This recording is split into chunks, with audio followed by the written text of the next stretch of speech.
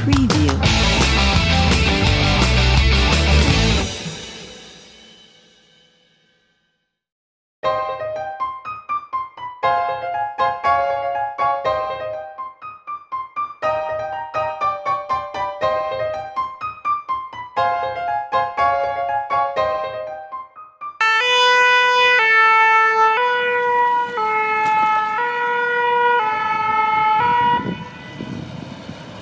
Là, je vous présente Sandrine, qui a ses deux filles qui sont ici présentes aujourd'hui, qui sont atteintes de dysphasie, qui, elle, vous expliquera ce qu'est la dysphasie.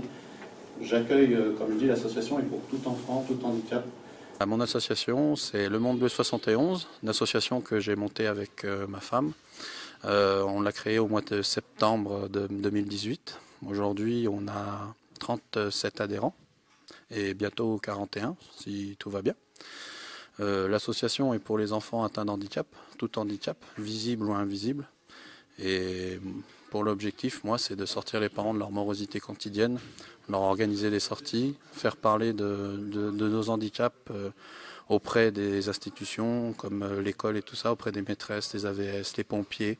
J'ai mon fils Pierre qui est autiste lourd, donc il a 6 ans, il va en avoir 7.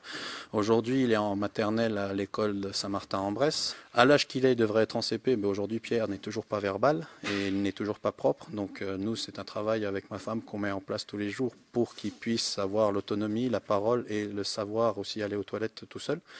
Pierre aujourd'hui est en liste d'attente prioritaire à l'IME d'Iré-le-Grand. L'infrastructure n'est pas encore montée, mais comme je disais aujourd'hui, le manque d'infrastructure aussi, je pense que l'État, pour moi je ne fais pas de politique, mais je préfère le dire, l'État devrait investir dans les infrastructures pour pouvoir ouvrir plus de place à des enfants comme mon fils. Les institutions, il faut bien faire attention, la différence des choses, c'est que l'école, c'est l'école. Les institutions, ça lui permet de travailler aussi bien à l'école, parce qu'ils ont une école à l'IME.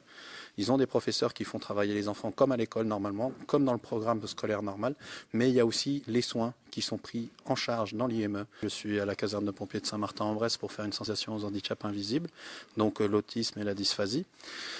Et au niveau nouveauté, prochainement, pour les membres de l'association, nous organisons une sortie au PAL.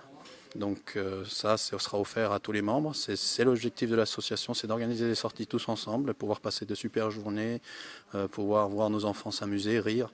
Et sinon, au niveau d'autres nouveautés, les sensibilisations que je mets en place, la prochaine prévue à Montchanin, à la caserne de Montchanin le 6 mars. Au niveau des écoles de Saint-Martin, donc le lycée Rennes-Entier à Saint-Martin, l'école maternelle de Saint-Martin, l'école primaire. L'événement de l'association cette année, c'est le spectacle de Jean-Pierre Ribalou, le 25 mai à Saint-Maurice-en-Rivière. Donc des comiques de la région qui sont professionnels, qui nous soutiennent. Moi, je les considère comme les amis de notre association. La matinée d'aujourd'hui sur la sensibilisation aux handicaps invisibles, donc on a présenté l'autisme et la dysphasie avec Sandrine Rognaudin, qui est une maman de l'association, qui a ses 2 filles atteintes de dysphasie. J'ai présenté cet handicap auprès des pompiers pour que eux, plus tard, quand ils feront des interventions auprès des enfants comme mon fils ou comme les filles de Sandrine, se disent tout de suite, on a eu un minimum de sensibilisation, on sait comment gérer les choses. Les pompiers, quand ils doivent intervenir sur un enfant autiste, la première chose qu'ils doivent demander aux parents, c'est comment faire pour le calmer s'il a un problème, s'il a mal quelque part, éviter de le brusquer, prendre son temps. Donc j'ai pu diffuser le reportage que Chalon TV avait fait au mois de novembre. J'ai diffusé une vidéo du docteur Jea Saravan qui explique clairement comment prendre en amont une personne autiste pour que derrière, par la suite, le parcours médical soit bien pris en charge. Et ça les a beaucoup intéressés, ça leur a même appris certaines choses qu'ils ne savaient pas. Et après, derrière, j'ai présenté une vidéo sur la dysphasie avec Sandrine, qui a expliqué, elle, le handicap de leurs enfants. Aujourd'hui, j'ai une vidéo qui vient de l'Institut du Québec qui explique la dysphasie. Et c'est ce que je dis aujourd'hui, malheureusement, en France, par rapport aux pays nord-américains, c'est que les nord-américains sont meilleurs que nous aujourd'hui dans tout ce qui est autisme et dysphasie. La dysphasie, c'est un trouble du langage important. C'est malheureusement les filles qui sont dans l'association, on n'ose pas parler devant la caméra parce qu'elles n'osent pas parler de leur handicap. Ce trouble de langage important, c'est-à-dire qu'il y en a différents. Il y a la dysphasie simple et il y a la dysphasie lourde. Abby, qui est dans l'association, est atteinte de dysphasie lourde. Pour parler, il faut qu'elle parle tout doucement et qu'elle articule correctement pour pouvoir se faire comprendre.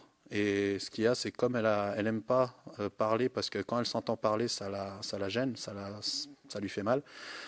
Elle ne parle pas auprès des gens qu'elle ne connaît pas. Donc si les pompiers doivent intervenir, ils doivent avoir des images pour demander à la petite qu'est-ce que tu as et tout ça, parce qu'elle comprend tout à fait ce qu'on lui dit, mais elle n'ose pas parler. La deuxième, elle comprend tout à fait, elle a juste des petits problèmes au niveau pour placer les mots, déplacer des mots et tout ça. Devant la caméra, en fait, elles ont fait une petite vidéo où elles parlent de leur handicap, et puis moi je la présente à chaque fois que je fais une sensibilisation, et ça me permet de dire que c'est l'avantage que les personnes qui sont atteintes de leur handicap puissent parler de leur handicap. Les pompiers, ils ont très bien réagi à cette sensibilisation, sachant que moi je suis pas là pour leur donner des ordres et tout ça, c'est juste leur faire un minimum de connaissances sur des handicaps qu'ils ne connaissaient peut-être pas, sachant qu'aujourd'hui, ici dans la région Saint-Martin, Ciel, Saint-Maurice, il y a déjà 3 enfants autistes, il y a 28 000 autistes en Bourgogne. Nous, en tant que sapeurs-pompiers, on était heureux d'accueillir l'association Le Monde Bleu, une association qui se trouve sur Saint-Maurice-en-Rivière, donc sur notre secteur d'intervention. L'autisme, c'est quelque chose qui est pas forcément diffusé et connu de tous. Donc c'est vrai qu'on sent quand même la douleur des parents. On fait déjà très attention avec les enfants qu'on peut rencontrer lors de nos interventions, soit à domicile, en milieu scolaire ou sur des accidents de la route ou bien d'autres domaines. Donc on aura toujours une approche autre sur les enfants. Le SDIS 71 nous a fourni Pompis, et c'est un petit nounours qui peut créer déjà un premier contact, que ce soit un enfant autiste ou un enfant qui n'est pas autiste. Donc oui, forcément, on aura une autre approche de ce qu'on a pu échanger ce matin sur cette intervention. Le fait que Pierre et les enfants soient présents ce matin parmi nous à la caserne de Saint-Martin-en-Bresse, bien sûr que ça nous touche, parce que c'est un échange avec les parents, et visuellement, on a les enfants en face de nous. Donc on se rend bien compte que c'est des situations pas simples à gérer au quotidien pour eux.